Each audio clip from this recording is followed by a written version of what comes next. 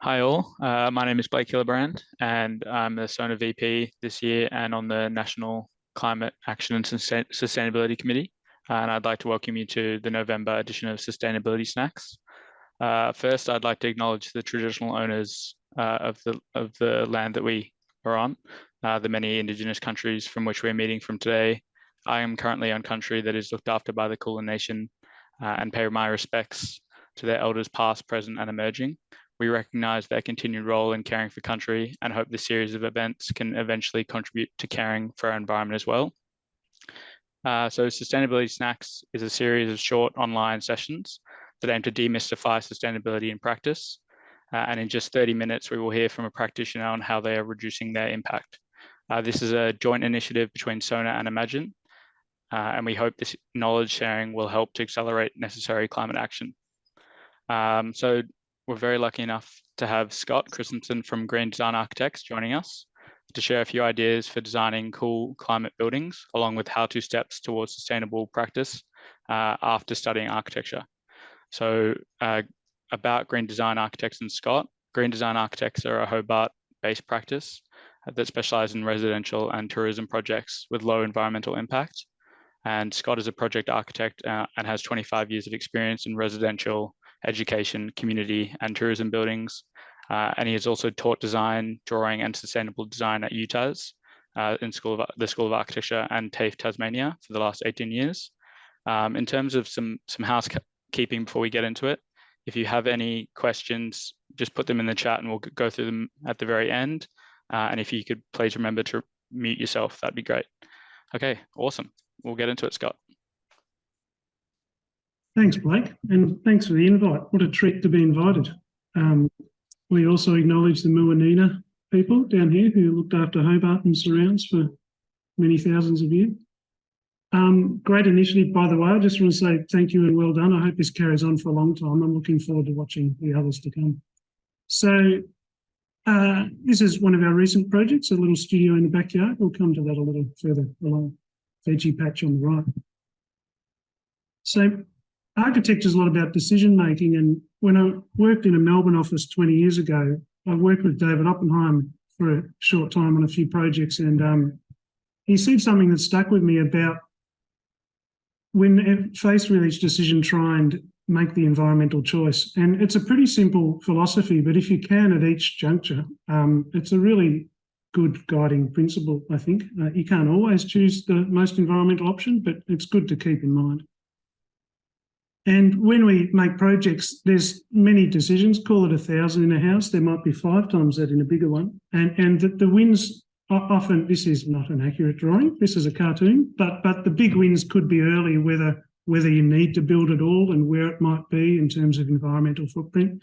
And then by the time you're choosing colours and tiles, there's still good decisions and environmental impacts, but less big gains in footprint reduction. I like comparing where I was trained to where I'm working now. This is Melbourne at the same scale as Hobart. And city by city, the issues are very different. Down here, we've got topography, bushfire, inundation, bits of heritage and others. So comparing those two photos, it's a very different context. Big picture coming to small. So lots of our projects are off-grid residences and others. So site planning we think carefully about with all the bushfire-related issues, and there's biodiversity consultants, wastewater consultants, driveway consultants, all manner of site issues where you're trying to minimise the impact. And a few clients come and say, should we demolish this house? And we, as tempting as it is to do a clean, new thing, we find it hard to say, yes, demolish it when there's so much embodied energy. So it takes a lot of work to lift a 1-star building to 6, but there's a lot of materials and quite often there's good things to be held. We'd work on a lot of small projects, and it's exciting for these to land on the desk. This is just 9 out of a dozen in the last 2 or 3 years, little granny flats out the back and out the front and on top of buildings, beside buildings, within the shed, and little teenager studios. So it is exciting to see these small footprint buildings come about and be involved. It's a cool climate. These graphs on WeatherSpark are really good. So most of the time I'm uncomfortably cold and wish I was wearing shorts. So hopefully the building picks up that thermal difference. And first principles work really well, getting the low sun onto the slab. Landforms, we use almost all of them except for the separated pavilions of Darwin architecture. Most of our buildings end up being compact apples to minimise heat loss, or bananas reaching out to catch the sun. And then when you look at the different buildings coming out of the office, you can see patterns occurring, like the compact ones up the top, the linear in the middle, where big simple roofs to load up with solar panels for the car, and then these carved out niches to produce wind protected courtyards and alcoves from the prevailing westerlies. It's interesting when you set them all on a diagram like that to see some of the things that are repeating, window walls to the north and otherwise.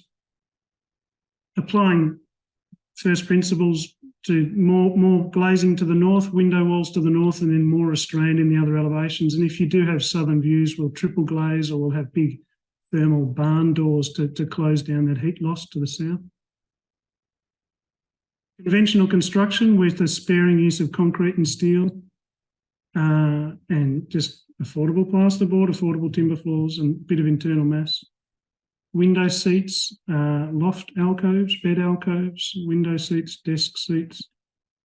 Internal mass, a slab if it's a flat site, but most of our sites are steep, so we flip it up into internal mass walls.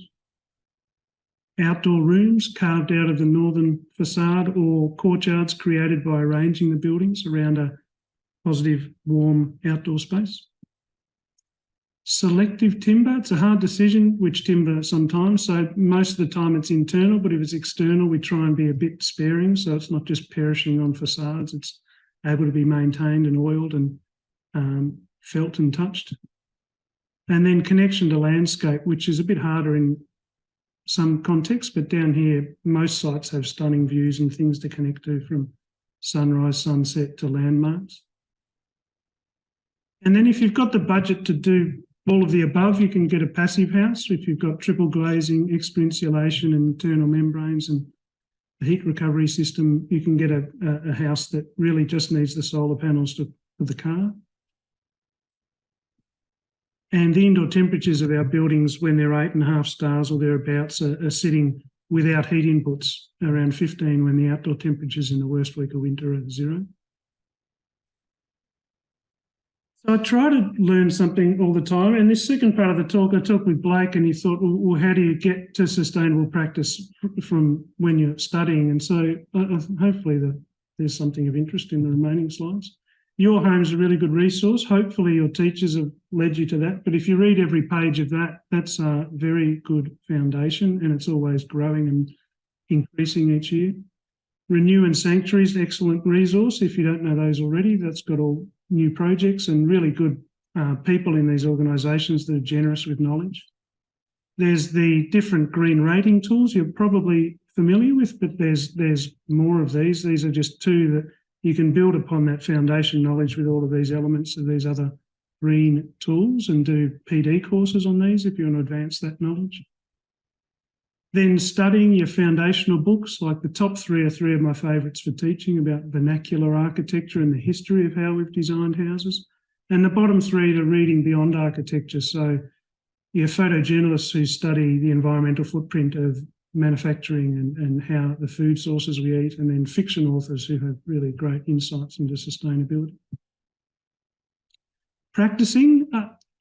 Outside of practice, it's worth running in the grass on the weekend. So I've always designed extra projects sort of for fun on a Saturday morning. And I got to build a building in 2023, but I think I've designed a dozen houses for myself before that, just testing your own ideas. So you're not always loading clients up with your own ideas. And hopefully the 2023 house is better than the efforts before on other sites. And then hopefully you can find a community of peers and friends that you might teach with or work with, or your consultants you talk to every week, or community organisations that you can donate time to and find like minds to broaden your understanding of sustainability. It's been great to find these people in Tasmania and Australia and start with them. And then hopefully you can find compatible clients. These are owner builders building straw bale homes. We've done a few of those. and they bring their insights and ideas about sustainability to add to ours. And then hopefully, this is the last slide, you've got a range of people you've met and a range of projects that learn different things about sustainability, and your knowledge is advancing as you go along through these various projects. Thanks. Thanks for that, Scott. I've got the first question to kick us off. In your office, do you use like a preset material schedule that you continually go back to design, like to use when doing these projects? Or do you feel like you are always like learning and finding new materials and inputting them into these different projects?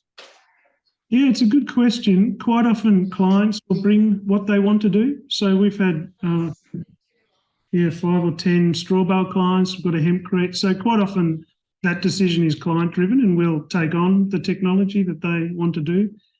Very, very often our projects are in a bushfire zone. So BAL 29 will dictate a lot of these decisions. You've only got 3.5 to choose from.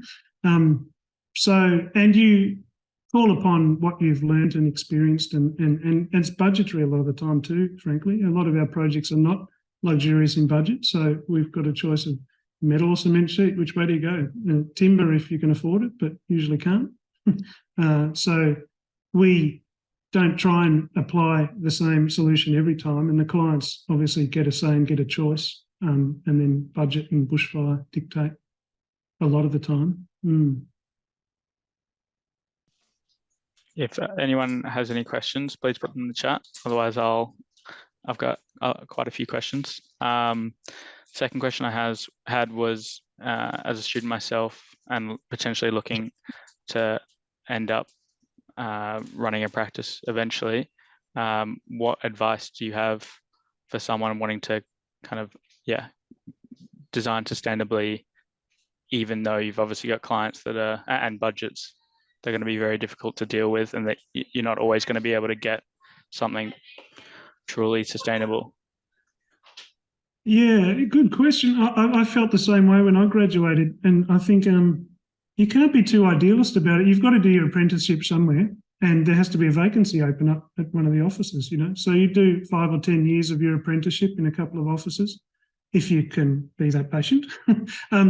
But I think the biggest answer to that question would be find like minds or find like helpers, and then start small. You could start on your own house if you have a budget, or you could start on a friend or family member. So many people running their own businesses have someone wealthy enough to build in the family and there's a Kickstarter project, and go from there. But I think finding like minds to work in your office and advance your knowledge, and then there's a gravity to that with them knowing people and them knowing clients, and you serve one client really well and they recommend you, and it sort of snowballs from there. And then look, if you can't get many sustainability wins into a project, you've got to say, well, I learnt this from this project and I got these 4 or 5 decisions across the line.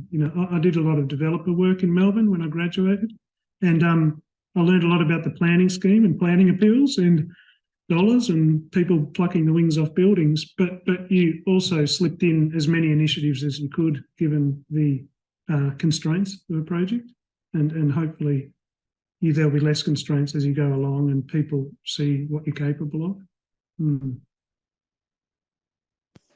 We've got a question from Karen. If Karen is here, you can ask it as well. Otherwise, if you'd like me to, I can. So Karen said, could you please let me know what I learned through working in recycling in regards to materials and waste? Is that a question of me working in recycling? I assume it is. I think it's Karen from Tasmania. Is that right? Yes. Yeah, correct. Yeah. So I worked weekends at the tip shop for 10 years because I was a bit sick of the desk job, and was wanting to not just sit at a desk 5-6 days a week. And what's to say? I learnt the joys of physical work, and I learnt how challenging it is for us to in Tasmania to have a recycling industry, really. Like a few times, there's a couple of tip shops around Hobart who've tried to get deconstruction businesses up, but they've just fallen over because you pour all of this effort and intelligence into it. But it's just down here, it's impossible to compete with the cheapness of a wrecking ball. So you need really dedicated clients to unpick buildings and really dedicated new clients to want those recycled materials. So from a recycling perspective, it was really disappointing to learn that it's really just our little backyard projects, our sheds for our kids and our little cabins on wheels that we're making out of bootloads of materials from the tip shop. It's difficult to upscale down here because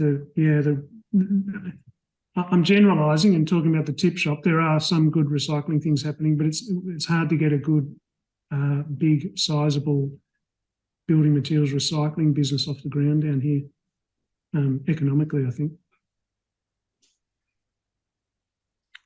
I've got another question. You mentioned different avenues you can go through to upskill yourself for sustainability and design. What sort of skills would you advise students to take in order to make themselves more knowledgeable in the future?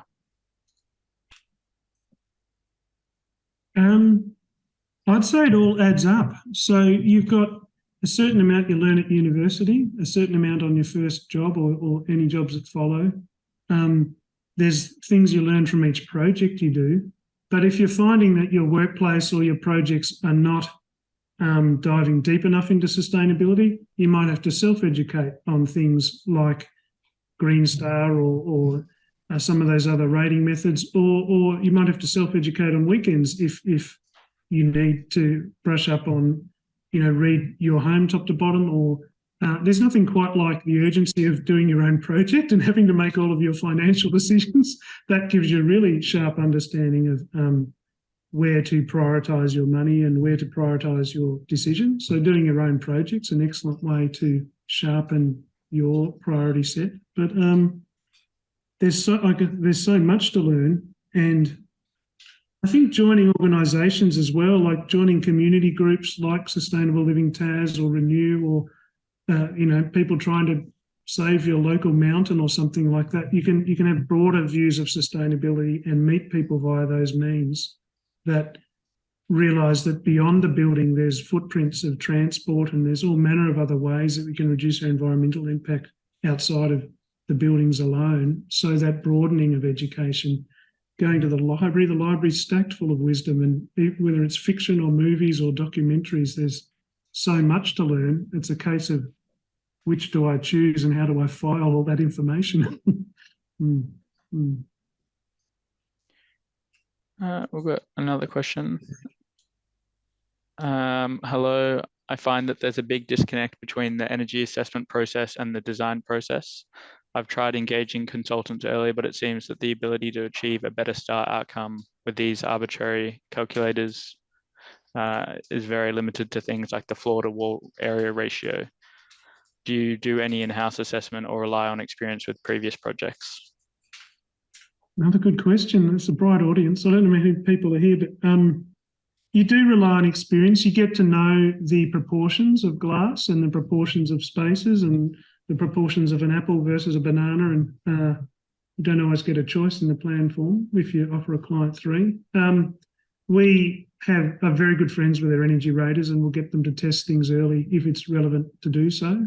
And they beef up their time on our jobs and fees because they know they're going to do 3, 4, 5 passes because we'll be pushing higher and higher. And so there's a certain amount that you know after having done it a lot of times, and then different projects, if they're fitting contour and they're off due north and stuff like that, and you're thinking about those diagonal sun lines through the shoulder seasons, we get the model, we test it, we chuck in more mass, we dial down the windows. So each project, it's worth finding a consultant who's happy to look at it a few times and building a bit more into the fee with an energy consultant for those refinements and pushing the ratings higher. We don't have that in-house, but we have our experience in-house, and we have very good rapport with our consultants, and we both brainstorm how to make the building as good as we can with the dollars we have, and get them as high as we can without blowing the budget. I've got a question. in terms of like key takeaways that you wish you knew, like as a student or an early grad, what would you try and instill into a new grad or a student coming into the industry? There's a lot to say to that question. Maybe humility and a little bit of patience. I like those virtues because you come out with a lot of skill and gusto at the end of architecture, but then you've sort of got to start learning again when you're starting your apprenticeship, and realizing also not being too hard on yourself. Like, there's a lot to learn, and you'll learn a lot this year, you'll learn a lot the next year, you'll learn a lot the other, and it will accumulate. So try and just be a bit patient, know it'll add up. And even if you're working for a company that's not your dream job, there's so much to learn, and you'll meet wonderful work colleagues and wonderful clients among the clients, and it will all add up. And the clients that you find a rapport with, you'll go great places. Other ones might be a bit harder work to get some of your dreams or initiatives into the project. But I guess, patience, and keep your eyes on the horizon and keep adding up the knowledge. It will add up, and you'll make a difference if you don't get disillusioned and don't burn out from trying to push too hard. That would have helped me. I was a bit of a perfectionist coming out of school and a bit idealist, and I did burn out a bit in Melbourne on big projects early, and moving to Tasmania and walking at half the pace has helped a lot. But you find your ground, you find your feet, and you find your type of colleagues and clients, and that eventually, if you keep focused on your values and moving towards them. Any last questions? All good, Karen. Thanks. Okay. Well, thanks so much for that, Scott. It was very insightful. Learned a lot. And yeah, this will be the last one for this year, the sustainability snacks. We'll be doing them again monthly from Jan. And we're really looking forward to it. So yeah, thanks for coming, and see you next year. Thanks. Thanks.